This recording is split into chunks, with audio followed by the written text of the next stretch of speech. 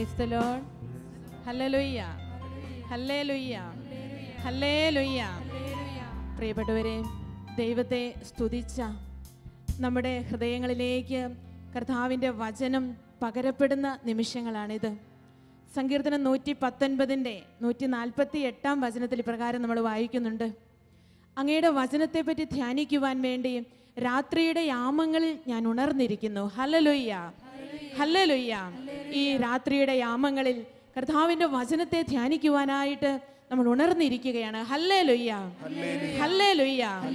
പ്രിയപ്പെട്ടവരെ, ഇന്ന് കർത്താവ് നമുക്ക് വേണ്ടി വചനം പങ്കുവയ്ക്കുവാനായിട്ട് ഈശോ വിളിച്ചിരിക്കുന്നത് ബഹുമാനപ്പെട്ട ഫാദർ ആൻഡോ കണ്ണമ്പുഴി അച്ഛനാണ്. പ്രശസ്ത ധ്യാനഗുരുവും വചനപ്രഘോഷകനുമായ അച്ഛൻ പുതുപ്പാടി വിൻസെൻഷൻ ജൂബിലി ധ്യാന കേന്ദ്രത്തിൻ്റെ ഡയറക്ടറായിട്ട് ഇപ്പോൾ ശുശ്രൂഷ ചെയ്യുകയാണ്. നമുക്ക് കരങ്ങളടിച്ച് വലിയ സന്തോഷത്തോടെ അച്ഛനെ ഈ വചനവേദിയിലേക്ക് സ്വാഗതം ചെയ്യാം. ഹല്ലേലൂയ, ഹല്ലേലൂയ.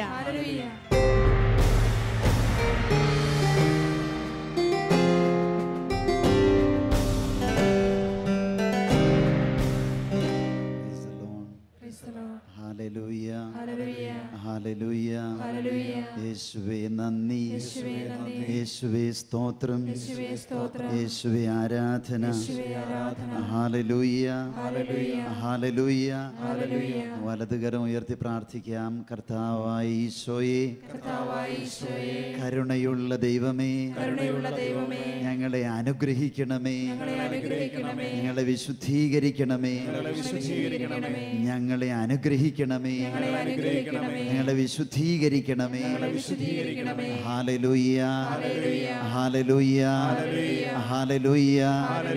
ഈശോയെ, ഞങ്ങളുടെ മേൽ അവിടുത്തെ ആത്മാവിനെ വർഷിക്കണമേ.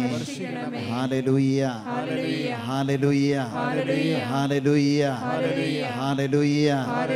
ഈശോയെ, പരിശുദ്ധമായ സ്നേഹം ഞങ്ങളിൽ വർഷിക്കണമേ.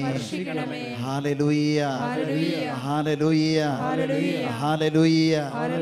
ഈശോയെ, പരിശുദ്ധമായ സ്നേഹത്താൽ അഭിഷേകം ചെയ്ത് ഞങ്ങളെ പുതിയ സൃഷ്ടികളാക്കി മാറ്റണമേ. ഹല്ലേലൂയ, ഹല്ലേലൂയ, ഹല്ലേലൂയ, ഹല്ലേലൂയ, ഹല്ലേലൂയ. രണ്ട് കരങ്ങൾ ഉയർത്തി ഒന്ന് സ്വതന്ത്രമായി സ്തുതിച്ചേ. ഹല്ലേലൂയ, ഹല്ലേലൂയ, ഹല്ലേലൂയ, ഹല്ലേലൂയ, ഹല്ലേലൂയ, ഹല്ലേലൂയ, ഹല്ലേലൂയ, ഹല്ലേലൂയ, ഹല്ലേലൂയ. യേശുവേ നന്ദി, യേശുവേ സ്തോത്രം. ഹല്ലേലൂയ, ഹല്ലേലൂയ. യേശുവേ നന്ദി, യേശുവേ സ്തോത്രം, യേശുവേ ആരാധന.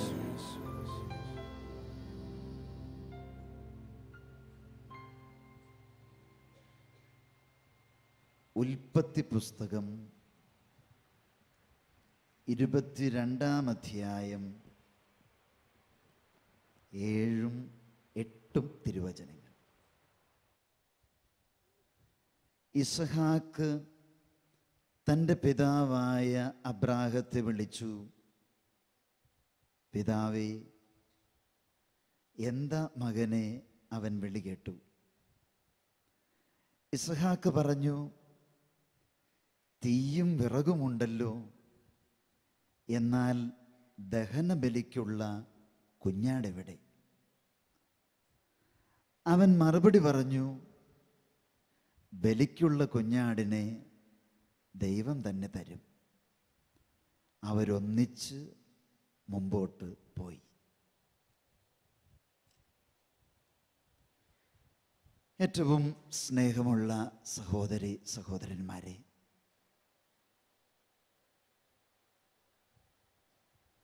പിതാവായ അബ്രാഹത്തിൻ്റെ മുമ്പിൽ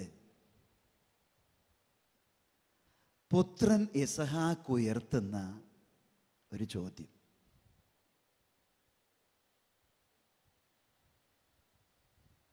ഈ ചോദ്യത്തിന് അടിസ്ഥാനപരമായിട്ടുള്ള ഒരു കാര്യം നമ്മൾ മനസ്സിലാക്കുന്നത്, അതുവരെ കൂടെ ഉണ്ടായിരുന്നവരൊക്കെ അപ്രത്യക്ഷരായി. വേലക്കാര് കൂടെ ഉണ്ടായിരുന്നു, കഴുത കൂടെ ഉണ്ടായിരുന്നു.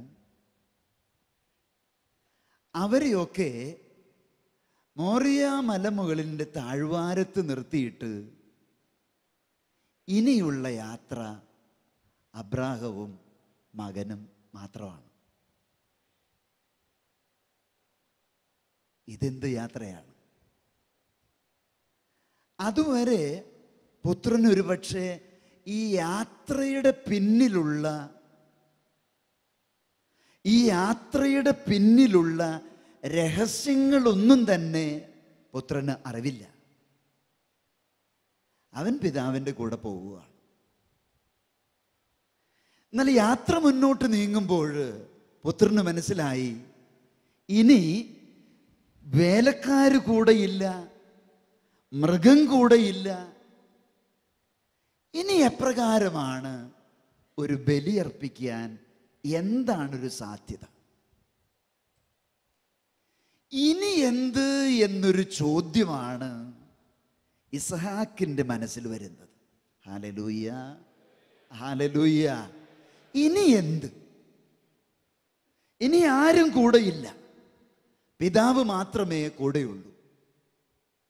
ഇനി എന്ത് എന്ന ചോദ്യത്തിന് മനസ്സിൽ ഉയർന്നു കഴിഞ്ഞപ്പോഴാണ് അബ്രാഹത്തോട് മകൻ ചോദിക്കുന്നത്, അല്ല പിതാവേ, കയ്യിൽ വിറകുണ്ട്, കത്തിയുണ്ട്, എല്ലാം ഉണ്ട്, പക്ഷേ ഈ ബലിയർപ്പിക്കാനുള്ള കുഞ്ഞാട് എവിടെയാണ്?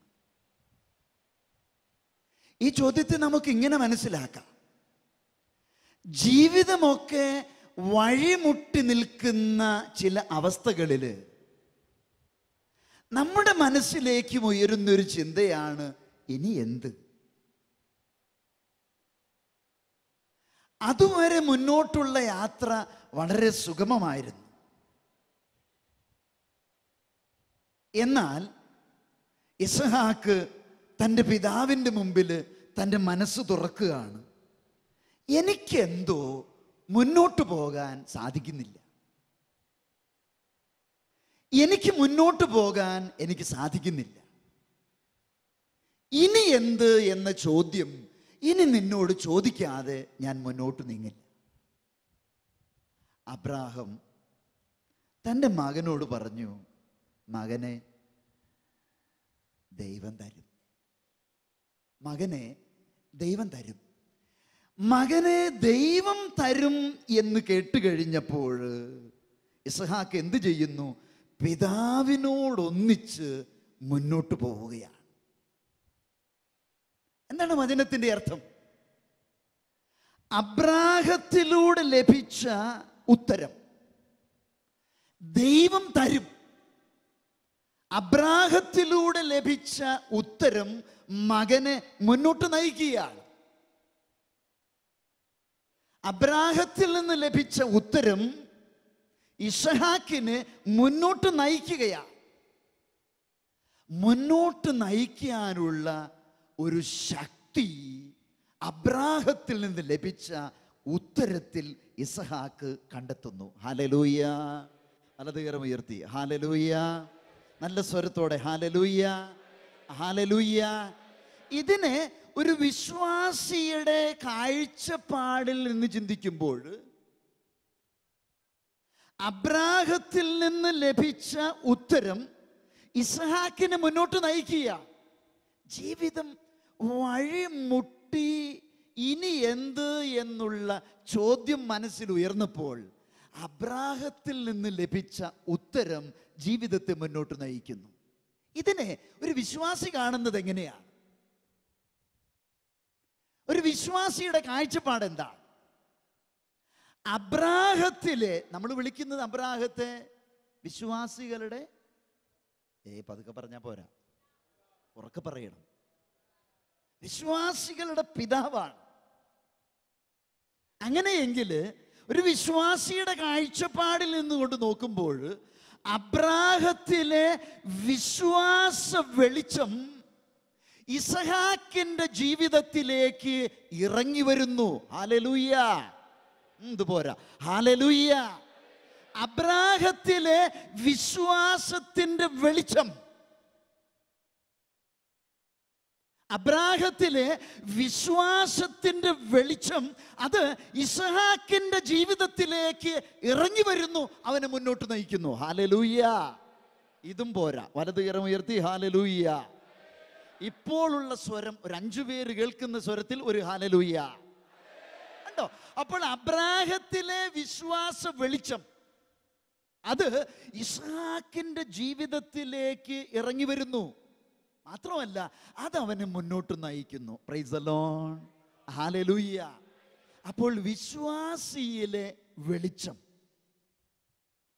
വിശ്വാസിയിലെ വെളിച്ചം തൻ്റെ കൂടെയുള്ളവരുടെ ജീവിതത്തിലേക്ക് ഇറങ്ങി വരുന്നു, അതവരെ നയിക്കുന്നു. ഹല്ലേലൂയ, ഹല്ലേലൂയ.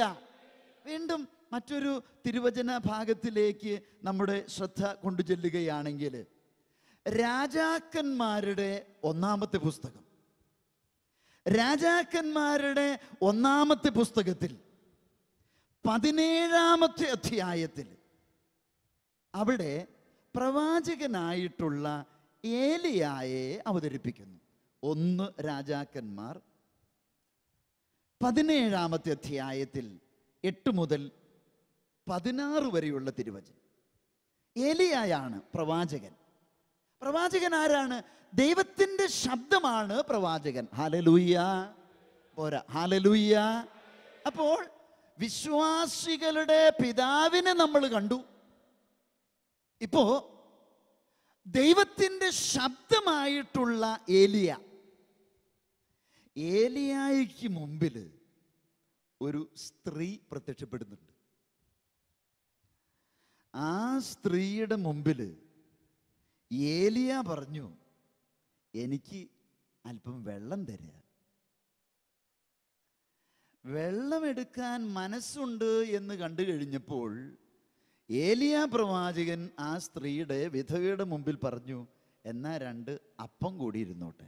ഹല്ലേലൂയ, ഹല്ലേലൂയ. കിട്ടാവുന്നത് പരമാവധി വാങ്ങിച്ചെടുക്കുക. ഹല്ലേലൂയ പറഞ്ഞ് നല്ല സ്വരത്തോട് പറഞ്ഞ്, എവിടെ ഉണർവോടുകൂടെ പറഞ്ഞ്, വലത് കരം ഉയർത്തി പറഞ്ഞ്, നല്ല ആവേശത്തോടെ പറഞ്ഞ്. രാത്രിയുടെ യാമങ്ങളിൽ ഉണർന്നിരുന്ന് പ്രാർത്ഥിക്കുമ്പോൾ ഒരാവേശം വേണമെന്ന് പറയാ. ഹല്ലേലൂയ പറഞ്ഞ്, എവിടെ ഹല്ലേലൂയ പറഞ്ഞ്. അപ്പോ അല്പം വെള്ളം ചോദിച്ചു കഴിഞ്ഞപ്പോ സ്ത്രീയുടെ മനസ്സറിഞ്ഞ ഏലിയ പ്രവാചകൻ പറഞ്ഞു, എന്നാ 2 അപ്പം കൂടി പോരട്ടെ. അപ്പം ചോദിച്ചപ്പോഴാണ് സ്ത്രീ തൻ്റെ മനസ്സ് വെളിപ്പെടുത്തുന്നത്. അപ്പം ചോദിച്ചു കഴിഞ്ഞപ്പോ സ്ത്രീ ഏലിയ പ്രവാചകന്റെ മുമ്പിൽ പറയുകയാണ്, ഞാൻ 2 ചുള്ളിക്കമ്പ് വെറുക്കാൻ വേണ്ടി വന്നതാ. അത് കൊണ്ടുപോയിട്ട് എനിക്ക് 2 അപ്പം ചുടണം. അത് ചുട്ട് ഞാനും എൻ്റെ കൂടെയുള്ള മകനും തിന്നും. ഇത് കഴിഞ്ഞിട്ട് ഞങ്ങൾ ചാകാൻ പോവുകയാണ്. എന്തേ? ഞങ്ങൾ ആത്മഹത്യ ചെയ്യാൻ പോവുകയാണെന്ന്. ഞങ്ങൾ ആത്മഹത്യ ചെയ്യാൻ പോവുകയാണ്. ജീവിതം ഞങ്ങൾക്ക് മുമ്പിലെ വഴി മുട്ടി നിൽക്കുക. ഇനി മുമ്പിലുള്ള മാർഗം എന്താണ്? ചോദ്യങ്ങളൊന്നും ചോദിച്ചിട്ട് ഒരു കാര്യവുമില്ല. ഹല്ലേലൂയ. എവിടെ? Hallelujah, hallelujah. അബ്രാഹത്തിന്റെ മുമ്പിൽ ഇസഹാക്ക് ജീവിതം വഴിമുട്ടി നിന്നപ്പോ ഒരു ചോദ്യമാണ് ഉയർത്തിയത്, ഇനി എന്താ പിതാവേ? പക്ഷേ ഈ വിധവ പറയുകയാണ്, ചോദ്യം ചോദിച്ചിട്ടൊന്നും കാര്യമില്ല. ഇനി മുമ്പിലുള്ള വഴി എന്താണ്? ആത്മഹത്യ മാത്രമാണ്. ഞങ്ങൾ ചാകാൻ പോവുകയാണ്. അപ്പോഴാണ് ദൈവത്തിൻ്റെ ശബ്ദമായിട്ടുള്ള പ്രവാചകൻ പറഞ്ഞു, ആദ്യമേ എനിക്ക് 2 അപ്പം ചുട്ടുതാ. എനിക്ക് നിങ്ങൾ 2 അപ്പം ചുട്ടു തന്നു കഴിഞ്ഞാൽ ഇനി കലത്തിലെ മാവ് തീർന്നു പോകില്ല, കുടത്തിലെ എണ്ണ വറ്റുകയുമില്ല. Hallelujah, hallelujah. എനിക്ക് 2 അപ്പം ചുട്ടു തന്നു കഴിഞ്ഞാൽ ഞാൻ ആരെന്നറിയോ? ദൈവത്തിൻ്റെ വാക്കാ. ഞാൻ ആരെന്നറിയോ? ദൈവത്തിന്റെ വചനമാ, പരിശുദ്ധ വചനമാ. എനിക്ക് 2 അപ്പം ചുട്ടു തന്നു കഴിഞ്ഞാൽ ഇനി ഈ കലത്തിലെ മാവ് തീർന്നു പോകില്ല, കുടത്തിലെ എണ്ണ വറ്റുകയുമില്ല. Hallelujah, hallelujah. ഏലിയ പ്രവാചകനിലൂടെ ലഭിച്ച വചനം ശ്രവിച്ചു കഴിഞ്ഞപ്പോൾ ആ വചനത്തിന്റെ ശക്തി ഈ സ്ത്രീയുടെ ജീവിതത്തിലേക്ക് ഇറങ്ങി വരുന്നു. Hallelujah, hallelujah. ജീവിതത്തിന്റെ ഉറപ്പ്. ചാകണ്ടെന്ന്, ആത്മഹത്യ ചെയ്യണ്ട. അപ്പോ ഏലിയ പ്രവാചകനിലൂടെ ലഭിച്ച ഉത്തരം ഈ സ്ത്രീയുടെ ജീവിതത്തിലേക്ക് ഇറങ്ങി വരുന്നു. അതവരെ മുന്നോട്ട് നയിക്കുന്നു. Hallelujah, hallelujah. ഏലിയായിലെ വിശ്വാസത്തിന്റെ വെളിച്ചം ഇതാ കൂടെയുള്ളവരിലേക്ക് പ്രവഹിക്കുന്നു. ഹല്ലേലൂയ. നമ്മളൊക്കെ ഏത് പേരിൽ അറിയപ്പെടുന്നേ? നമ്മളൊക്കെ പലപ്പോഴും പറയാറുണ്ട്, അബ്രാഹത്തിന്റെ ദൈവം എൻ്റെ ദൈവം, ഇസ്ഹാക്കിന്റെ ദൈവം എൻ്റെ ദൈവം എന്നൊക്കെ പറഞ്ഞിട്ട് നമ്മൾ ഘോരമായിട്ട് നമ്മൾ പാടുകാറുണ്ട്, പ്രാർത്ഥിക്കാറുമുണ്ട്. Hallelujah, hallelujah. പ്രിയമുള്ളവരെ, നാം തിരുവചനത്തിൽ വായിക്കുകയാണ്, ഞാൻ വിശ്വാസിയാ. അതിപ്പോ ഉടുപ്പിടണമെന്നൊന്നുമില്ല. ഞാൻ വിശ്വാസിയാ. കഴുത്തിൽ കുരിശ് കിടക്കുന്നു, കുരിശിടണമെന്നൊന്നുമില്ല. ഞാൻ വിശ്വാസിയാ. എൻ്റെ കയ്യിൽ ഞാൻ ജപമാല ഇട്ട നടക്കുന്നത്, അതിന് ജപമാല ഇടണമെന്നില്ല. നാളൊരു സ്ത്രീ വന്നു വലിയൊരു ജപമാലയും കൊണ്ട്. എന്തിനെന്ന് ചോദിച്ചപ്പോൾ പറയാണ്, അരയിൽ കിട്ടാൻ വേണ്ടിയിട്ടാണ്. അതെന്തേ? ഭയങ്കര പ്രലോഭനാണ് അച്ഛാ, അതുകൊണ്ട് അരയിലിട്ട് ബന്ധിക്കാൻ കൊണ്ടുവന്നാണ്, ഒന്ന് ആശീർവദിച്ചു തരാൻ. Hallelujah, hallelujah. നമ്മളൊക്കെ അറിയപ്പെടുന്ന പേരെന്തെന്നറിയോ? വിശ്വാസി എന്നാ. പക്ഷെ തിരുവചനം പറയാണ്, നീ വിശ്വാസിയാണെങ്കിൽ നിന്നിലെ വിശ്വാസ വെളിച്ചം, അബ്രാഹത്തിലെ വിശ്വാസ വെളിച്ചം പുത്രനിലേക്ക് ഇറങ്ങി. ഏലിയായിലെ വിശ്വാസത്തിന്റെ വെളിച്ചം കൂടെ ഇന്ന് സ്ത്രീയിലേക്ക് ഇറങ്ങി. എന്നിട്ടോ അവരെ മുന്നോട്ട് നയിക്കുകയാണ്. ഹല്ലേലൂയ. ഞാനൊരു വിശ്വാസിയാണെങ്കിൽ എന്നിലെ വിശ്വാസത്തിന്റെ വെളിച്ചമുണ്ടല്ലോ ഈ കേൾക്കുന്ന, ഈ കാണുന്ന നിങ്ങളിലേക്ക് ഇറങ്ങി വന്നില്ലെങ്കിൽ ഞാൻ ആരാ? നിങ്ങൾ വിളിച്ചോ അവിശ്വാസി എന്ന്, ഹല്ലേലൂയ പറഞ്ഞ്. അല്ലെങ്കിൽ അടുത്തറിയുന്നവർ വിളിച്ചോ കപട വിശ്വാസി എന്ന്, ഹല്ലേലൂയ പറഞ്ഞ്. അല്ലെങ്കിൽ അടുത്തറിയുന്നവർ വിളിച്ചോ അല്പവിശ്വാസി എന്ന്, ഹല്ലേലൂയ പറഞ്ഞ്, ഹല്ലേലൂയ പറഞ്ഞ്. ഈ പേരൊക്കെയല്ലേ എൻ്റെ ഭാര്യ എന്നെ വിളിക്കുന്നേ, ഈ പേരൊക്കെയല്ലേ എൻ്റെ ഭർത്താവ് എന്നെ വിളിക്കുന്നേ. കാരണം എന്തെന്നറിയോ? എന്നിലെ വിശ്വാസ വെളിച്ചം എൻ്റെ കൂടെ കിടക്കുന്നവരിലേക്ക് പോലും ഒലിച്ചിറങ്ങുന്നില്ല. Hallelujah, hallelujah. എന്നിലെ വിശ്വാസ വെളിച്ചം ഈ എന്നോട് കൂടെ അന്തി ഉറങ്ങുന്നവരിലേക്ക് ഒലിച്ചിറങ്ങുന്നില്ല. ഹല്ലേലൂയ. വലതുകരം ഉയർത്തി ഹല്ലേലൂയ പറഞ്ഞ്, നല്ല സ്വരത്തോടെ ഹല്ലേലൂയ പറഞ്ഞ്. അപ്പൊ നമ്മൾ കാണുകയാണ്, പൂർവ്വപിതാക്കന്മാരുടെ വിശ്വാസമൊക്കെ നമ്മൾ കടമെടുത്തിട്ട് ജീവിക്കുന്നത്. അവിടെ നമ്മൾ കാണുകയാണ് അവരുടെയൊക്കെ വിശ്വാസത്തിൻ്റെ വെളിച്ചം അവരോട് കൂടെ ആയിരിക്കുന്നവരിലേക്ക് ഇറങ്ങി വരുന്നു, അവരെ മുന്നോട്ട് നയിക്കുന്നു. ജീവിതം വഴിമുട്ടി എന്ന് തോന്നുന്നവരൊക്കെ ഈ വിശ്വാസ വെളിച്ചത്തിൽ മുന്നോട്ട് നടക്കുകയാണ്. മറ്റൊരു തിരുവചന ഭാഗമാണ് ഉൽപ്പത്തി പുസ്തകത്തിൽ 6-ാമത്തെ അധ്യായത്തിൽ കാണുക. ഉൽപ്പത്തി പുസ്തകം 6-ാമത്തെ അധ്യായം. ഒരു ഹല്ലേലൂയ പറയാമോ? നൈറ്റ് വിജിൽ വന്നിരിക്കുന്നവർക്ക് നല്ല ശക്തിയുള്ളവരായിട്ട് മാറിയിട്ടുണ്ട്. ഒരു ഹല്ലേലൂയ പറഞ്ഞ്, 2 കരങ്ങൾ ഉയർത്തി ഹല്ലേലൂയ പറഞ്ഞ്. അപ്പൊ ഉൽപ്പത്തി പുസ്തകം 6-ാമത്തെ അധ്യായത്തില് ജലപ്രളയത്തെ കുറിച്ചാണ് പറയുന്നത്. ജലപ്രളയം 40 രാവും 40 പകലും മഴ പെയ്തുകൊണ്ടേയിരുന്നു. ഹല്ലേലൂയ. 40 രാവും 40 പകലും മഴ പെയ്തുകൊണ്ടേയിരുന്നു. ഹല്ലേലൂയ. എന്ന് പറഞ്ഞാല് അടിക്കടി ഓരോ നിമിഷവും ഇങ്ങനെ വെള്ളം പൊന്തിക്കൊണ്ടിരിക്കുകയാണ്. അങ്ങനെയെങ്കിൽ ആ ജനത്തിന്റെ മുമ്പിലുള്ള ഏക വഴി എന്താണ്? ഇനിയിപ്പോ ഒന്നും വേണ്ടൂല. 40 ദിവസം ദിനരാത്രങ്ങൾ ഇങ്ങനെ മഴ പെയ്തുകൊണ്ടിരിക്കുകയാണ്, വെള്ളം ഇങ്ങനെ പൊന്തിക്കൊണ്ടിരിക്കുകയാണ്. ആ ജനത്തിന്റെ മുമ്പിലുള്ള ഏക വഴി എന്താണ്? വെള്ളം കുടിച്ച് ചാകുക. അപ്പോഴാണ് നോഹ എന്ന് പറയുന്നൊരു മകൻ. നോഹ പ്രത്യക്ഷപ്പെട്ടിട്ട് ഭാര്യയോടും മക്കളോടും കൂടപ്പിറപ്പ് എന്ന് പറയാം, അല്ല കൂടെയുള്ളത് എന്ന് പറയാം. പിന്നെ ദൈവം പ്രത്യേകമായിട്ട് പറഞ്ഞിട്ടുണ്ട്, ഈ രണ്ടെണ്ണത്തിനെയും കൂടി കയറ്റിക്കോ. എന്നിട്ട് ഒരു പേടകം തുറന്ന് കാണിച്ചിട്ട് നോഹ ഭാര്യയോടും മക്കളോടും ഈ രണ്ട് ജോഡികളായിട്ടിരിക്കുന്നവരോടും പറയുകയാണ്, ഈ പേടകത്തിൻ്റെ ഉള്ളിലേക്ക് കയറുക. പ്രിയമുള്ള സഹോദരങ്ങളെ, സ്വാഭാവികമായിട്ട് ആർക്കെങ്കിലും കയറാൻ സാധിക്കും? കാരണം വെള്ളം ഇങ്ങനെ പൊന്തിക്കൊണ്ടിരിക്കുകയാണ്. ഇനി മരണം മാത്രമേ മുന്നിലുള്ളൂ. അങ്ങനെ മരണം മാത്രം മുന്നിലുള്ളപ്പോഴാണ് നോഹ വന്നിട്ട് പറയുക, ഇതിൻ്റെ ഉള്ളിലേക്ക് കയറിക്കോ, പേടകം ഞാൻ പണിത് വെച്ചിട്ടുണ്ടെന്ന്.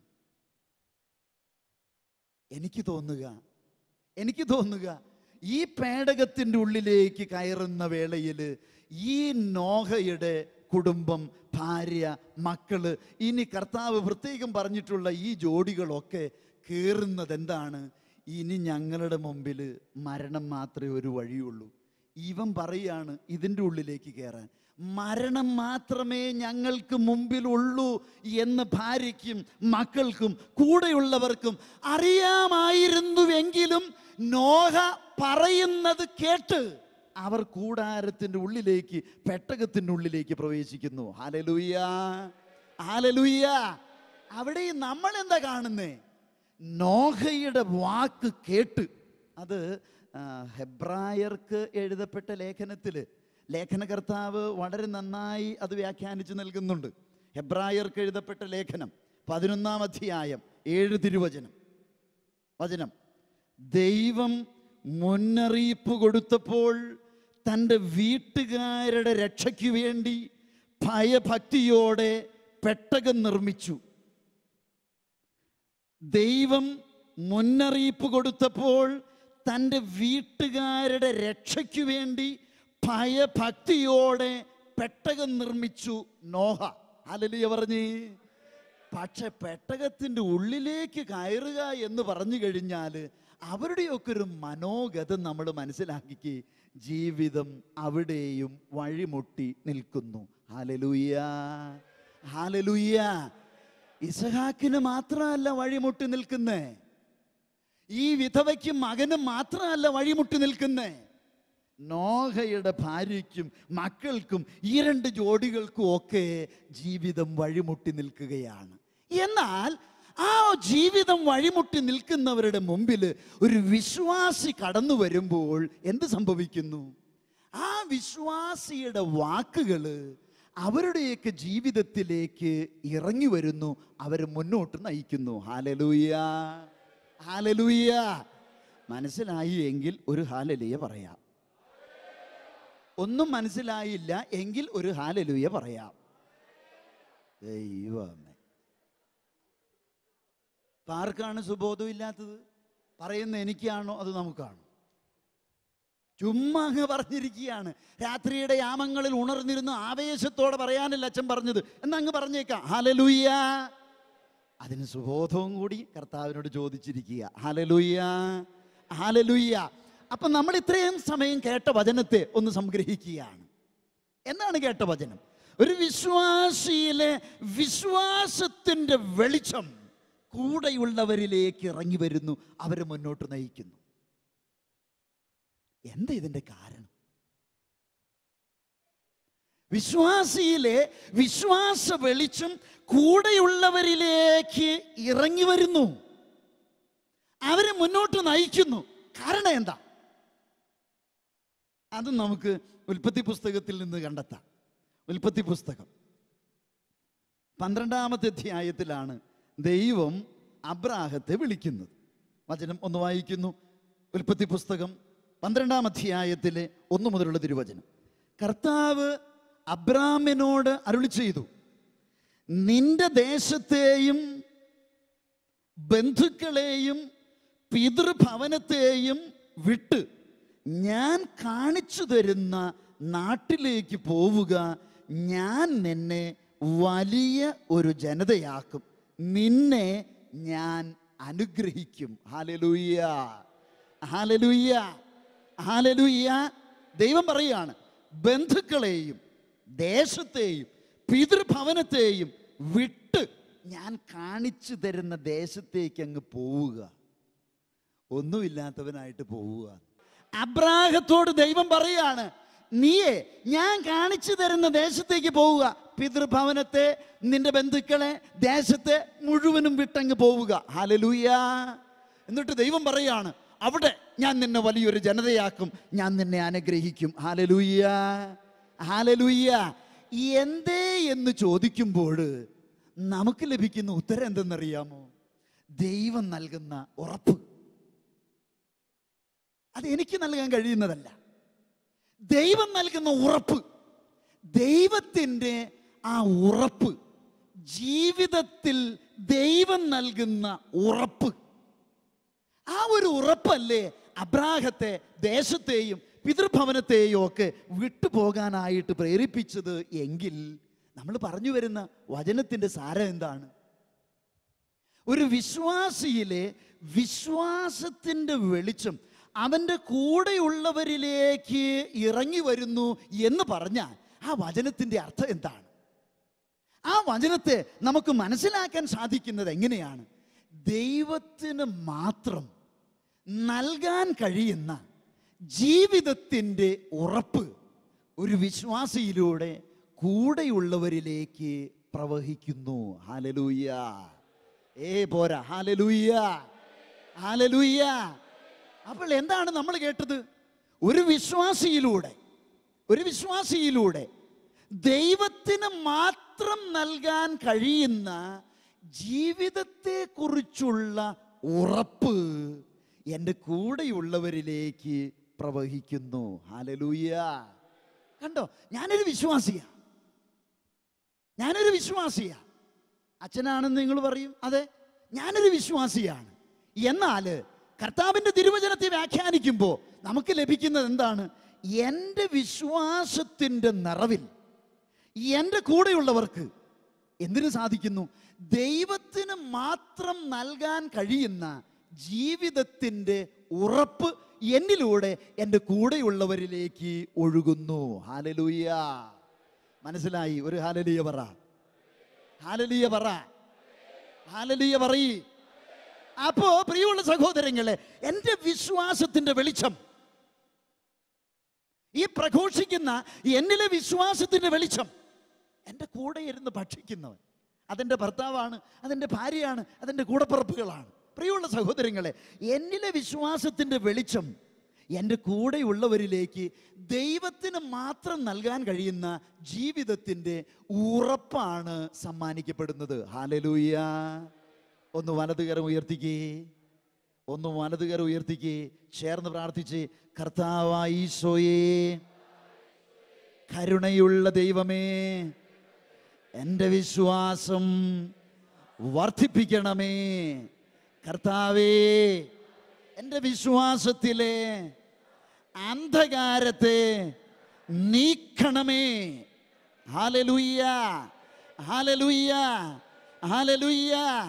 ഈശോയേ, അങ്ങേക്ക് മാത്രം നൽകാൻ കഴിയുന്ന ജീവിതത്തിൻ്റെ ഉറപ്പ് എന്നിലൂടെ എൻ്റെ കൂടെയുള്ളവർ അനുഭവിക്കുവാൻ കർത്താവേ കൃപ വർഷിക്കണമേ. ഹല്ലേലൂയ. സ്വരത്തോടെ ഹല്ലേലൂയ, ഹല്ലേലൂയ, ഹല്ലേലൂയ, ഹല്ലേലൂയ.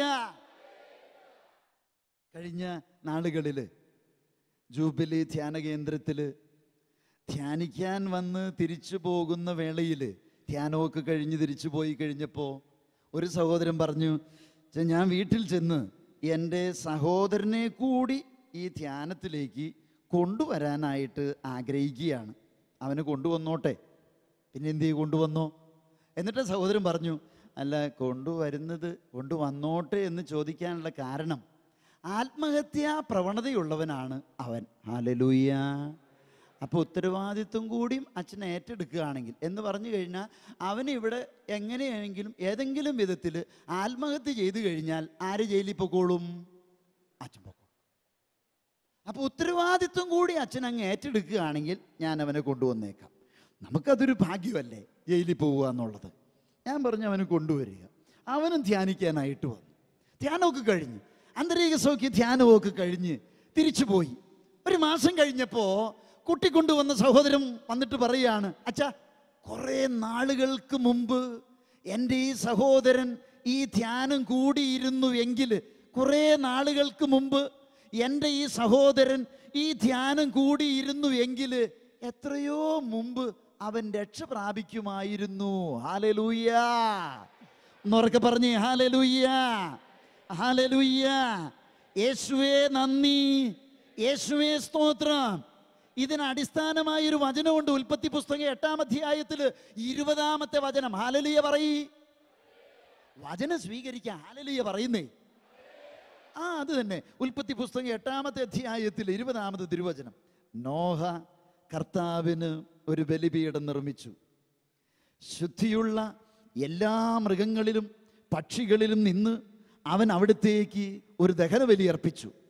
ആ ഹൃദ്യമായ ഗന്ധം ആസ്വദിച്ചപ്പോൾ കർത്താവ് അവനിൽ പ്രസാദിച്ചു. ഹല്ലേലൂയ. എന്ത് ബലിയർപ്പിച്ചു? എന്ത് ബലിയർപ്പിച്ചു? ദഹനബലിന്ന്. ഒന്നുകൂടി വായിച്ചു കൊടുക്കട്ടെ. ഉൽപ്പത്തി പുസ്തകം 8-ാം അധ്യായം. നോഹ കർത്താവിനൊരു ബലിപീഠം നിർമ്മിച്ചു. ശുദ്ധിയുള്ള എല്ലാ മൃഗങ്ങളിലും പക്ഷികളിൽ നിന്ന് അവൻ അവിടത്തേക്ക് ഒരു ദഹനബലി അർപ്പിച്ചു. ആ ഹൃദ്യമായ ഗന്ധം ആസ്വദിച്ചപ്പോൾ കർത്താവ് പ്രസാദിച്ചരുളി. ഹല്ലേലൂയ. കർത്താവ് പ്രസാദിച്ചത് എപ്പോഴാ? നമ്മളും ബലിയൊക്കെ അർപ്പിക്കുന്നുണ്ട്. പക്ഷെ എന്ത് ബലി അർപ്പിക്കണം? വെടിപ്പുള്ള ബലി. കേട്ടോ ആവോ? നമ്മളും ബലിയൊക്കെ അർപ്പിക്കുന്നുണ്ട്. ഇന്നും പരിശുദ്ധ കുർബാന അർപ്പിച്ചിട്ടൊക്കെയാണ് നമ്മൾ ഇവിടെ വന്നിരിക്കുന്നത്.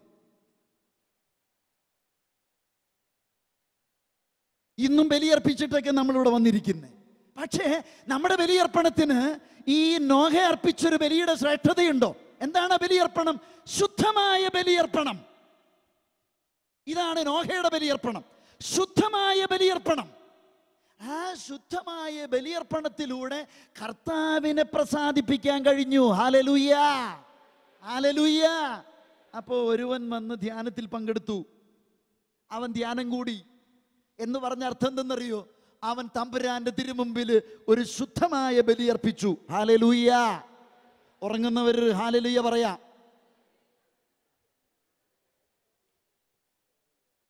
ദൈവത്തിന്റെ തിരുമുമ്പിലെ നോഹ ഒരു ബലിയർപ്പിച്ചു. ശുദ്ധമായ ബലി, കറകളില്ലാത്ത ബലി. ആ ബലിയാണ് ദൈവത്തെ പ്രസാദിപ്പിച്ചത്. Hallelujah, hallelujah. വെടിപ്പോടുകൂടി ഒരു ബലി അങ്ങർപ്പിച്ചു നോഹ.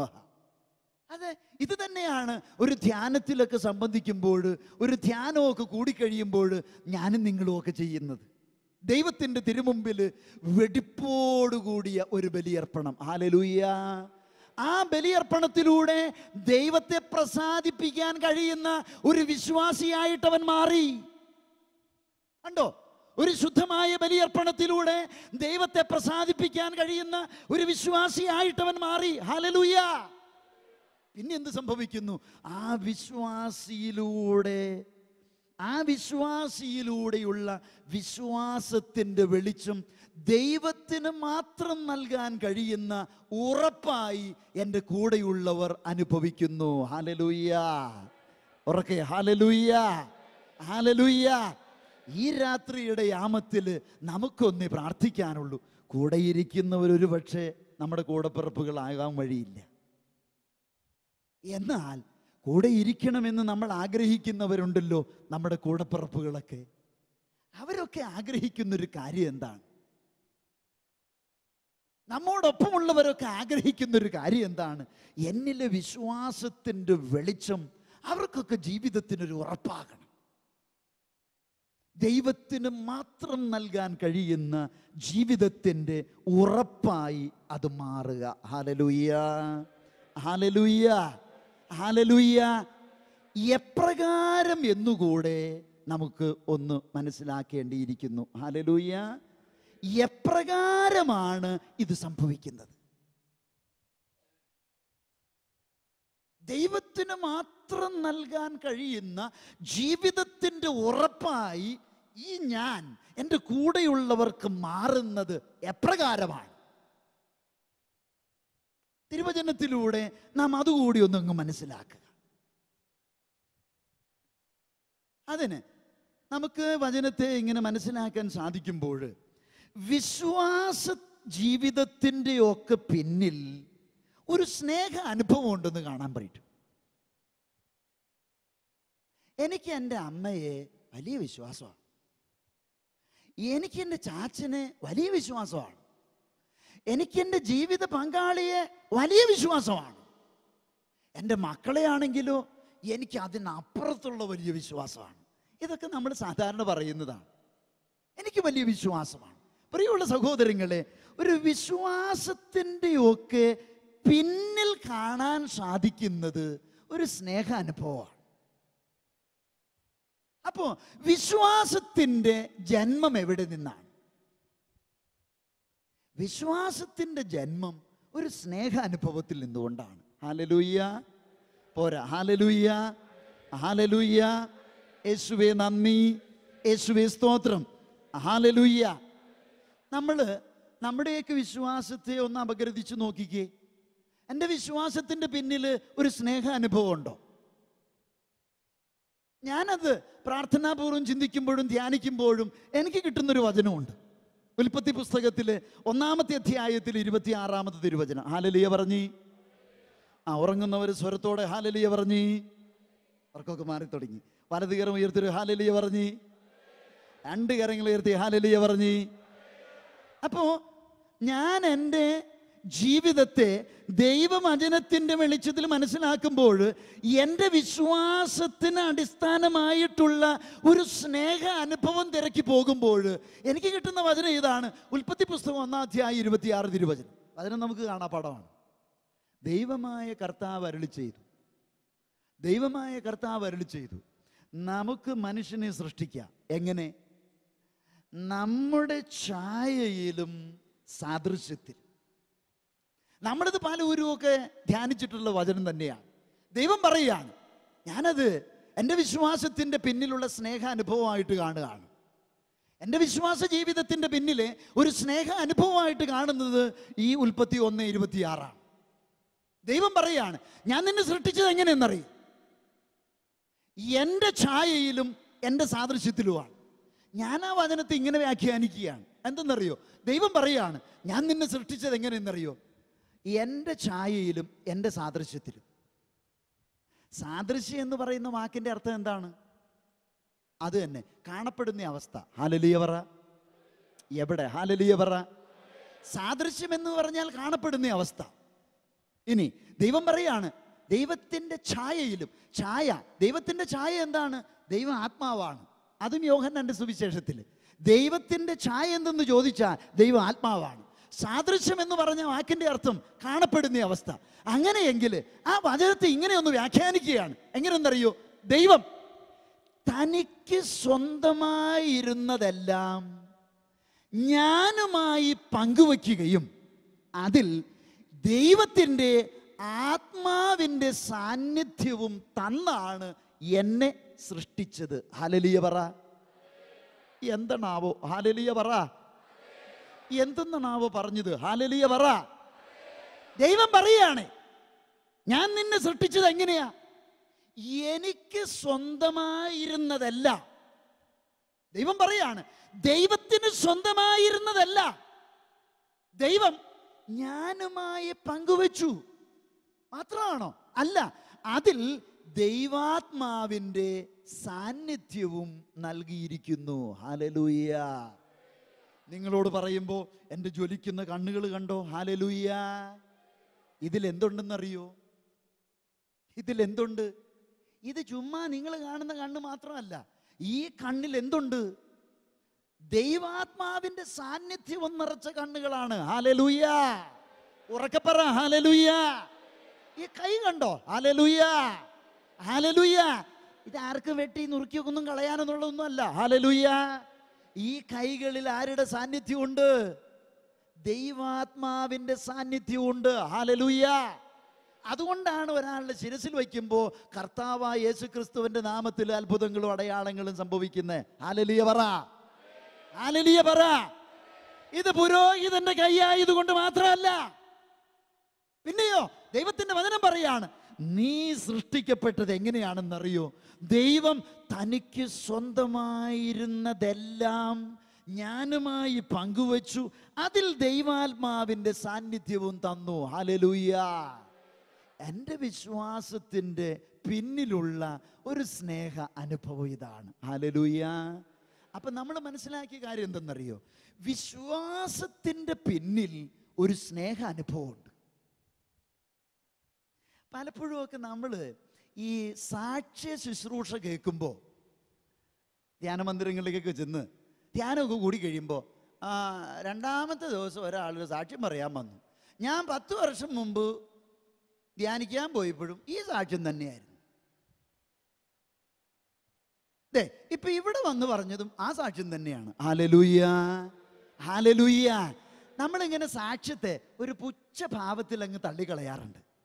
പ്രിയമുള്ള സഹോദരങ്ങളെ, ഒന്ന് ചോദിച്ചേ, എൻ്റെ വിശ്വാസ ജീവിതത്തിന് അടിസ്ഥാനം ഒരു സ്നേഹാനുഭവമുണ്ട്. അപ്പോ ഈ സാക്ഷ്യം പറഞ്ഞ മനുഷ്യനോട് ചോദിക്കുക, നിന്റെയൊക്കെ വിശ്വാസത്തിന്റെ അടിസ്ഥാനം എന്താ? അവൻ പറയുകയാണ്, എൻ്റെ വിശ്വാസത്തിന്റെ അടിസ്ഥാനമാണ് ഞാൻ നിങ്ങളോട് പറഞ്ഞ സ്നേഹ അനുഭവം. ഹല്ലേലൂയ. അത് 10 കൊല്ലം കഴിഞ്ഞാലും 15 കൊല്ലം കഴിഞ്ഞാലും 20 കൊല്ലം കഴിഞ്ഞാലും ആ സ്നേഹ അനുഭവം അത് തന്നെയാണ്. ഹല്ലേലൂയ. പിന്നെ നമ്മൾ കേൾക്കുമ്പോൾ ഒരു ആവർത്തന വിരസതയൊക്കെ ഉണ്ടെങ്കിലും എന്നെ സംബന്ധിച്ചിടത്തോളം ഞാൻ ഈ വിശ്വാസിയായി ജ്വലിച്ചു നിൽക്കുന്നതിൻ്റെ പിന്നിലെ ഒരു സ്നേഹ അനുഭവമുണ്ട്. ഹല്ലേലൂയ. ഉറക്കെ പറഞ്ഞേ ഹല്ലേലൂയ. അതുകൊണ്ട് പ്രിയമുള്ള സഹോദരങ്ങളെ, ഞാൻ വിശ്വാസിയാണെങ്കിൽ എൻ്റെ വിശ്വാസത്തിൻ്റെ പിന്നിലെ സ്നേഹ അനുഭവത്തെ നമ്മളൊക്കെ കണ്ടെത്തണം. ഹല്ലേലൂയ. എവിടെ? ഹല്ലേലൂയ. ഞാനിന്നും കർത്താവിൻ്റെ ബലിവേദിയിൽ നിൽക്കുമ്പോൾ ഓർക്കുന്നൊരു കാര്യമുണ്ട്. കർത്താവിൻ്റെ ബലിവേദിയിൽ നിൽക്കുമ്പോൾ ഓർക്കുന്നൊരു കാര്യമുണ്ട്. 18 വർഷം കഴിഞ്ഞു. 18 വർഷം കഴിഞ്ഞ് ഓരോ വിശുദ്ധ ബലി അർപ്പിക്കുമ്പോഴും ഞാൻ എൻ്റെ ആദ്യ ബലി ഓർക്കും. ആദ്യ ബലി എങ്ങനെയായിരുന്നെന്നറിയോ? റണ്ണറെ നിർത്തിയാണ് ബലിയർപ്പിക്കുന്നത്. ഹല്ലേലൂയ പറഞ്ഞേ, ഹല്ലേലൂയ പറഞ്ഞേ. ക്രിക്കറ്റ് കളിയിൽ മാത്രമേ ഇത് കേട്ടിട്ടുള്ളൂ, റണ്ണറെ നിർത്തുന്നത്. Hallelujah, hallelujah. സ്വന്തമായിട്ട് കാസയും പീലാസയും ഒക്കെ ഉണ്ടല്ലോ, ഈ എടുത്തുയർത്താനായിട്ടുള്ള ബലമില്ലാത്ത ഒരു ബലഹീനനായിട്ട് ആദ്യ ബലിയർപ്പിക്കുന്നത്. ഹല്ലേലൂയ. എവിടെ? Hallelujah, hallelujah. അതാ എൻ്റെ വിശ്വാസത്തിന്റെ പിന്നിലുള്ള സ്നേഹാനുഭവം. വഴിയോരത്തോ വഴിക്കവലകളിലൊക്കെ ഉപേക്ഷിച്ചിടാവുന്ന ഒരു പരുവത്തെ ദൈവം എന്ത് ചെയ്തെന്നറിയാമോ? പോക്കി എടുത്തു കൊണ്ടുവന്നു. ഹല്ലേലൂയ പറഞ്ഞേ. എൻ്റെ പ്രിയമുള്ള സഹോദരങ്ങളെ, ഇത് 15 കൊല്ലമല്ല, ജൂബിലി ആഘോഷിച്ചാലും എൻ്റെ സ്നേഹാനുഭവം, ഞാൻ ബലിവേദിയിൽ നിൽക്കുമ്പോൾ എൻ്റെ വിശ്വാസ ജീവിതത്തിൻ്റെ പിന്നിലെ സ്നേഹാനുഭവം ഇത് തന്നെയാണ്. ഹല്ലേലൂയ. ഇനി 10 കൊല്ലം കഴിഞ്ഞ് നിങ്ങൾ മക്കളോട് ഒരുമിച്ച് ഇവിടെ വന്നിരുന്ന് വീണ്ടും നൈറ്റ് വിജിൽ സംബന്ധിക്കുമ്പോൾ, നമ്മുടെ മുറിയിലിരുന്ന് നൈറ്റ് വിജിൽ സംബന്ധിക്കുമ്പോൾ ഞാൻ ആ നൈറ്റ് വിജിൽ ഒന്ന് പ്രസംഗിക്കുന്നുണ്ടെങ്കിൽ, അച്ഛൻ്റെ വിശ്വാസ ജീവിതത്തിൻ്റെ പിന്നിലുള്ള സ്നേഹാനുഭവം എന്താണ്? ഞാൻ ഇത് തന്നെ പറഞ്ഞു തരും. Hallelujah, hallelujah. പ്രിയമുള്ള സഹോദരങ്ങളെ, വിശ്വാസത്തിൻ്റെ പിന്നിൽ ഒരു സ്നേഹ അനുഭവമുണ്ട്. ഹല്ലേലൂയ. വിശ്വാസം ജനിക്കുന്നത് സ്നേഹ അനുഭവത്തിൽ നിന്നുകൊണ്ടാണ്. Hallelujah, hallelujah. ആ സ്നേഹത്തിൻ്റെ പ്രത്യേകത എന്താണ്? സ്നേഹിക്കുന്നവരാണല്ലോ ഈ ഇരിക്കുന്നത്. നമ്മൾ തമ്മിൽ പിന്നെ വലിയ സ്നേഹമില്ല എന്ന് തോന്നുന്നു. കാരണം ഇത് കഴിഞ്ഞ് കഴിയുമ്പോൾ നിങ്ങളൊരു വിജാതീയനെ പോലെ നമ്മളെ കാണും. ഇത്രയേ ഉള്ളൂ. പക്ഷെ നമ്മൾ സ്നേഹിക്കുന്നവരാണല്ലോ. സ്നേഹത്തിൻ്റെ പ്രത്യേകത എന്താ? വിശ്വാസത്തിൻ്റെ അടിസ്ഥാനം സ്നേഹമാണ്, സ്നേഹാനുഭവമാണ്. എങ്കിൽ ആ സ്നേഹത്തിൻ്റെ പ്രത്യേകത എന്താണ്? ഒരു തിരുവചനം വായിക്കുന്നു. സങ്കീർത്തന പുസ്തകം 23-ാമത്തെ അധ്യായം. സങ്കീർത്തന പുസ്തകം 23 നമുക്ക് ഏറ്റവും സുപരിചിതമായിട്ടുള്ള തിരുവചനമാണ്. സങ്കീർത്തന പുസ്തകം 23. സ്നേഹത്തിൻ്റെ പ്രത്യേകത എന്താണ്? സങ്കീർത്തനം 23:4. മരണത്തിൻ്റെ ഇരുൾ വീണ താഴ്വരയിലൂടെ ഞാൻ നടക്കുന്നെങ്കിലും അവിടുന്ന് കൂടെയുള്ളതിനാൽ ഞാൻ ഭയപ്പെടുകയില്ല. ഹല്ലേലൂയ. എന്താണ് സ്നേഹത്തിന്റെ പ്രത്യേകത? സ്നേഹത്തിന്റെ പ്രത്യേകത അത് സ്ഥലകാല പരിമിതികൾക്കുള്ളിലല്ല, സ്ഥലത്തെയും കാലത്തെയും അതിജീവിക്കുകയാണ്. സ്നേഹം എവിടേക്ക് കടന്നു ചെല്ലും? മരണത്തിന്റെ ഇരുൾ വീണ താഴ്വരയിലേക്ക് പോലും സ്നേഹം കടന്നു ചെല്ലും. ഹല്ലേലൂയ. പോരാ. ഹല്ലേലൂയ. ഹല്ലേലൂയ. എസെക്കിയേൽ പ്രവാചകൻ പറയുകയാണ്, ദേവാലയ പൂമുഖത്ത് നിന്ന് ഒരു നദി പുറപ്പെടുകയാണ്. ദേവാലയ പൂമുഖത്ത് നിന്ന് ഒരു നദി പുറപ്പെടുകയാണ്. അത് എവിടേക്ക് ഒഴുകുന്നേ? അതങ്ങ് ഒഴുകുകയാണ്. സ്നേഹമെന്ന് പറഞ്ഞു കഴിഞ്ഞാൽ അത് സ്ഥലത്തും കൊണ്ടോ കാലം കൊണ്ടോ ബന്ധിച്ചിടാവുന്ന ഒന്നല്ല സ്നേഹമെന്ന് പറയുന്നത്. ആ സ്നേഹം അങ്ങ് ഒഴുകുകയാണ്. എവിടേക്ക്? മരണത്തിൻ്റെ ഇരുൾ വീണ താഴ്വരയിലേക്ക് പോലും സ്നേഹം ഇങ്ങനെ ഒഴുകിക്കൊണ്ടിരിക്കും. ഹല്ലേലൂയ. ഹല്ലേലൂയ. അപ്പൊ സ്നേഹത്തെ നമുക്ക് തളച്ചിടാൻ കഴിയില്ല. Praise the Lord. ഒന്ന് വലത് കൈ ഉയർത്തി ഹല്ലേലൂയ പറഞ്ഞേ. ഒരു ഹല്ലേലൂയ പറഞ്ഞേ.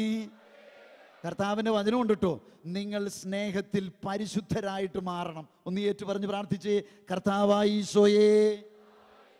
നല്ല സ്വരത്തോടെ പ്രാർത്ഥിച്ചേ, കർത്താവായ ഈശോയേ, കരുണയുള്ള ദൈവമേ, സ്നേഹത്തിൽ പരിശുദ്ധരാകാൻ ഞങ്ങളെ അനുഗ്രഹിക്കണമേ. ഹല്ലേലൂയ. ഹല്ലേലൂയ. മരണത്തിൻ്റെ, ശാപത്തിൻ്റെ, ബന്ധനത്തിൻ്റെ, രോഗത്തിൻ്റെ, കഷ്ടതയുടെ ഇരുൾ വീണ താഴ്വരകളിലേക്ക് ഇറങ്ങുന്ന പരിശുദ്ധ സ്നേഹമായി എന്നെ ഉയർത്തണമേ, അഭിഷേകം ചെയ്യണമേ. ഹല്ലേലൂയ. ഹല്ലേലൂയ. ഹല്ലേലൂയ. അപ്പം നമ്മൾ മനസ്സിലാക്കിയ വചനം ഇതാണ്, വിശ്വാസത്തിൻ്റെ ഉത്ഭവം സ്നേഹത്തിൽ നിന്നാണ്. സ്നേഹത്തിൻ്റെ പ്രത്യേകത എന്താണ്? അത് സ്ഥലത്തിലോ കാലത്തിലോ നമുക്ക് തളച്ചിടാൻ കഴിയുന്നതല്ല. സ്നേഹം ഒഴുകുകയാണ്. എവിടേക്കൊക്കെ ഒഴുകും? അത് മരണത്തിൻ്റെ ഇരുൾ വീണ താഴ്വരയിലേക്ക് പോലും അതങ്ങ് ഒഴുകും. ലാസറിൻ്റെ കുഴിമാടത്തിങ്കൽ നിന്നിട്ട് കർത്താവ് പറഞ്ഞു കല്ലെടുത്ത് മാറ്റാൻ. ലാസറിൻ്റെ കുഴിമാടത്തിങ്കൽ നിന്നിട്ട് കർത്താവ് പറഞ്ഞു കല്ലെടുത്തങ്ങ് മാറ്റാൻ. ഉടനെ സഹോദരിമാരായിട്ടുള്ള മർത്ത മറിയം പറഞ്ഞു അത് വേണ്ട. കാരണം എന്തെന്നറിയോ? ഈ നാറുന്ന കേസിലേക്ക് എന്ത് ചെയ്യാൻ പറ്റും? അപ്പൊ കർത്താവ് അവനോട് ചോദിച്ചു, നീ എന്താ വിചാരിച്ചേ? എൻ്റെ സ്നേഹത്തിന് മരണത്തിൻ്റെ ഇരുൾ വീണ താഴ്വരയിലേക്ക് പോലും കടന്നു ചെല്ലാൻ കഴിയുമെങ്കിൽ ഈ ശവക്കുഴിയിൽ കിടക്കുന്ന ഈ അളിഞ്ഞവനിലേക്കും എൻ്റെ സ്നേഹം കടന്നു ചെല്ലും. ഹല്ലേലൂയ. സ്നേഹത്തെ തളച്ചിടാൻ കഴിയില്ല എങ്കിൽ സ്നേഹത്തിൽ നിന്നുത്ഭവിക്കുന്ന വിശ്വാസ ജീവിതത്തെയും തളച്ചിടാൻ കഴിയില്ല. ഹല്ലേലൂയ പറയ്. എവിടെ ഹല്ലേലൂയ പറ. മനസ്സിലായവരെ ഹല്ലേലൂയ പറ. ഞാനൊരു വിശ്വാസിയാണെന്ന് പറഞ്ഞില്ലേ?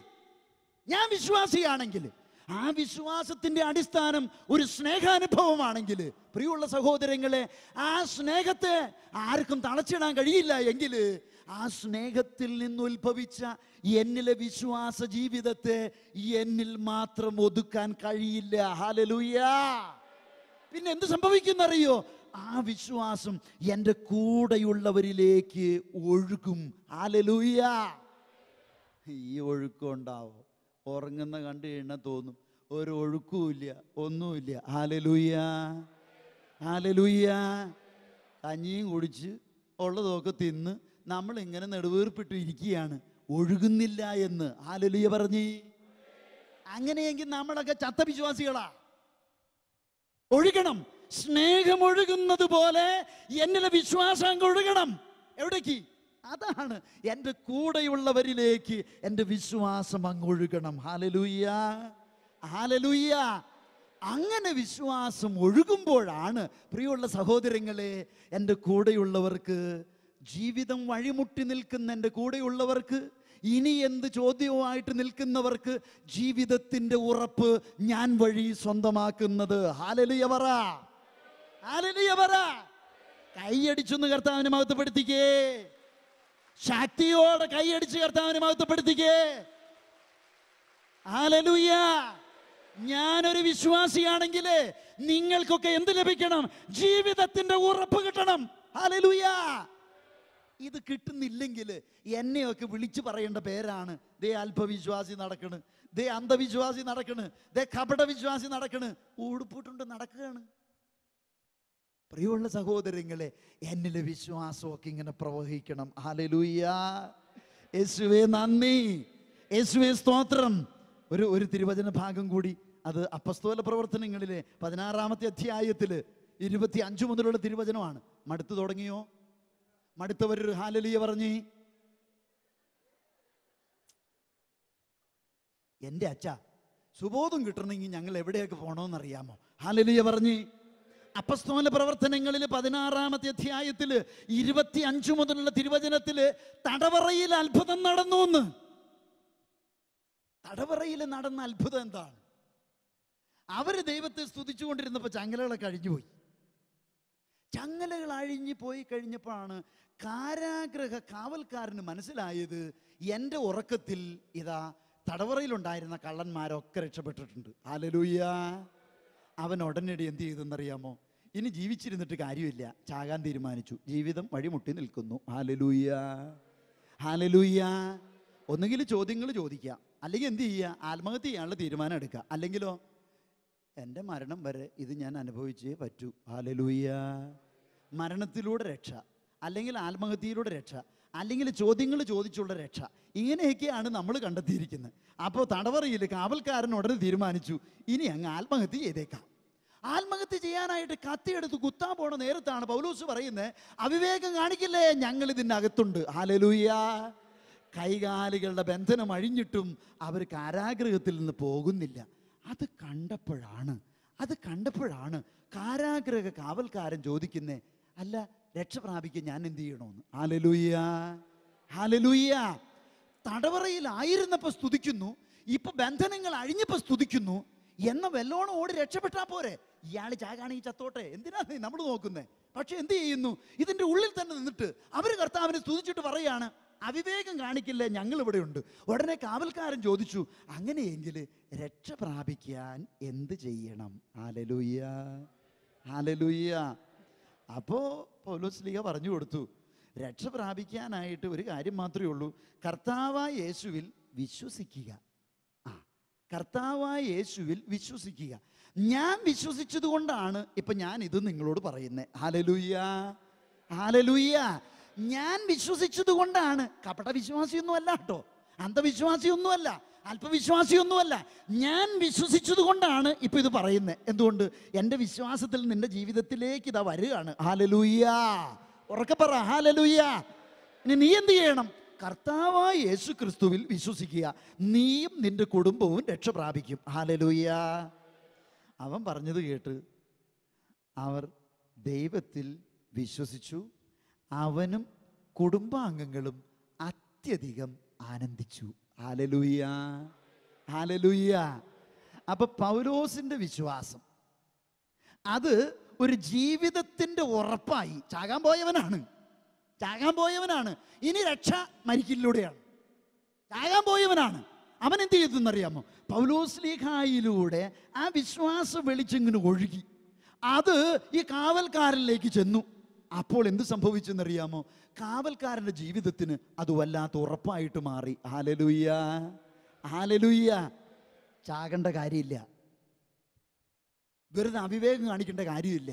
പ്രിയമുള്ള സഹോദരങ്ങളെ, കാവൽക്കാരനെ കുറിച്ച് പറയുകയാണ്, അവൻ അത്യധികം ആനന്ദിച്ചു. ഹല്ലേലൂയ. ഹല്ലേലൂയ. അപ്പോൾ എന്ത് സംഭവിക്കുന്നു? നമ്മൾ തിരുവചനത്തിൽ കണ്ടു, ദൈവത്തിന് മാത്രം നൽകാൻ കഴിയുന്ന ഉറപ്പ് ഒരു വിശ്വാസിയിലൂടെ അവൻ്റെ കൂടെയുള്ളവർ സ്വന്തമാക്കുന്നു. കാരണം വിശ്വാസത്തിൻ്റെയൊക്കെ അടിസ്ഥാനം എന്ന് പറയുന്നത് പരിശുദ്ധ സ്നേഹമാണ്, ശുദ്ധ സ്നേഹമാണ്. സ്നേഹം എങ്ങും തങ്ങി നിൽക്കുന്നതല്ല, അത് ഒഴുകുന്നതാണ്. സ്നേഹം ഒഴുകുന്നതാണെങ്കിൽ സ്നേഹത്തിൽ നിന്ന് ഉത്ഭവിക്കുന്ന വിശ്വാസവും ഒഴുകുന്നു. ഹല്ലേലൂയ. ഹല്ലേലൂയ. അങ്ങനെ ഒഴുകുമ്പോഴാണ് എൻ്റെ വിശ്വാസത്തിലൂടെ എൻ്റെ കൂടെയുള്ളവർക്ക് ജീവിതത്തിൻ്റെ ഉറപ്പ് സ്വന്തമാക്കാൻ സാധിക്കുന്നത്. ഹല്ലേലൂയ. ചോദ്യം ചോദിച്ച ഇസ്ഹാക്കിന് ഉറപ്പ് കിട്ടി. ഹല്ലേലൂയ പറഞ്ഞ് ഒന്ന് സ്വരത്തോട് പറഞ്ഞ്. ചോദ്യം ചോദിച്ച ഇസ്ഹാക്കിന് ഉറപ്പ് കിട്ടി. ഹല്ലേലൂയ പറഞ്ഞ്. കേറാൻ ശങ്കിച്ച ഭാര്യയ്ക്കും മക്കൾക്കും ജീവിതത്തിൻ്റെ ഉറപ്പ് കിട്ടി. ഹല്ലേലൂയ പറഞ്ഞ്. ഹല്ലേലൂയ പറഞ്ഞ്. ജീവിതം വഴിമുട്ടി ആത്മഹത്യ എന്ന് മാത്രം കരുതിയ ഒരു വിധവയ്ക്കും മകനും ജീവിതത്തിൻ്റെ ഉറപ്പ് കിട്ടി. എവിടെ നിന്നാ? വിശ്വാസിയിൽ നിന്ന്. പ്രിയമുള്ള സഹോദരങ്ങളെ, ഈ നൈറ്റ് വിജിലൊക്കെ കഴിഞ്ഞ് നമ്മൾ വീട്ടിലേക്ക് പോകാനിരിക്കുകയാണ്. ഈ നൈറ്റ് വിജിൽ നമ്മൾ എഴുന്നേറ്റിരുന്ന് ഈ നൈറ്റ് വിജിൽ പങ്കെടുത്ത് നാളെ പ്രഭാതത്തിലേക്ക് നമ്മൾ ഉണരാൻ കാത്തിരിക്കുകയാണ്. പ്രിയമുള്ള സഹോദരങ്ങളെ, നമ്മൾ മാത്രമല്ല കാത്തിരിക്കുന്നത്. ഇപ്പം നമ്മുടെ കൂടെ ഇത് കണ്ട് ഈ പ്രാർത്ഥനയിൽ പങ്കെടുക്കുന്നവർ ഇപ്പോൾ കിടന്നുറങ്ങുന്നുണ്ട്. അവരും രാവിലെ എഴുന്നേൽക്കാൻ തന്നെ ഉള്ളവരാണ്. ഹല്ലേലൂയ. കാര്യം നമ്മളോട് പറഞ്ഞിട്ടുണ്ട്, കർത്താവേ ഈ രാത്രിയിൽ എന്നെ അങ്ങ് എടുക്കുകയാണെങ്കിൽ എടുത്തോട്ടെ എന്ന്. പക്ഷെ അവരും അലാം വെച്ചാണ് കിടക്കുന്നത്. നേരം വെളുക്കാൻ അവരും എഴുന്നേൽക്കാൻ ആഗ്രഹിക്കുന്നുണ്ട്. അങ്ങനെയെങ്കിൽ ഈ നൈറ്റ് വിജിലൊക്കെ സംബന്ധിക്കുന്ന നമുക്കൊരു വല്ലാത്ത പ്രതീക്ഷയുണ്ട്. എന്താണ് ആ പ്രതീക്ഷ? എൻ്റെ ഈ വിശ്വാസം ഇപ്പോൾ എന്നോടൊപ്പം വിശ്രമിക്കുന്നവരിലേക്ക് ഒഴുകണം. നാളെ നേരം വെളുക്കുമ്പോൾ എന്നിലെ വിശ്വാസത്തിൻ്റെ വെളിച്ചത്താൽ അവർക്ക് ജീവിതത്തിൻ്റെ ഒരു ഉറപ്പ് സ്വന്തമാക്കാൻ സാധിക്കണം. ഹല്ലേലൂയ പറഞ്ഞേ. നല്ല സ്വരത്തോടെ പറഞ്ഞേ. ഹല്ലേലൂയ പറഞ്ഞേ. രണ്ട് കരങ്ങൾ ഉയർത്തി ഹല്ലേലൂയ പറഞ്ഞേ. രണ്ട് കരങ്ങൾ ഉയർത്തി ഹല്ലേലൂയ പറഞ്ഞേ. വലിയ സ്വരത്തോടെ ഹല്ലേലൂയ പറഞ്ഞേ. വലിയ സ്വരത്തോടെ ഹല്ലേലൂയ പറഞ്ഞേ. പ്രിയമുള്ള സഹോദരി സഹോദരന്മാരെ, നമ്മുടെ വിശ്വാസം നമ്മുടെ കൂടെയുള്ളവർക്ക് ഒരു ഉറപ്പായി തീരാനുള്ള ഉന്നത കൃപയുടെ അഭിഷേകത്തിനു വേണ്ടി നമുക്ക് പ്രാർത്ഥിക്കാം. ദൈവം നമ്മെ സമൃദ്ധമായി അനുഗ്രഹിക്കട്ടെ. Praise the Lord.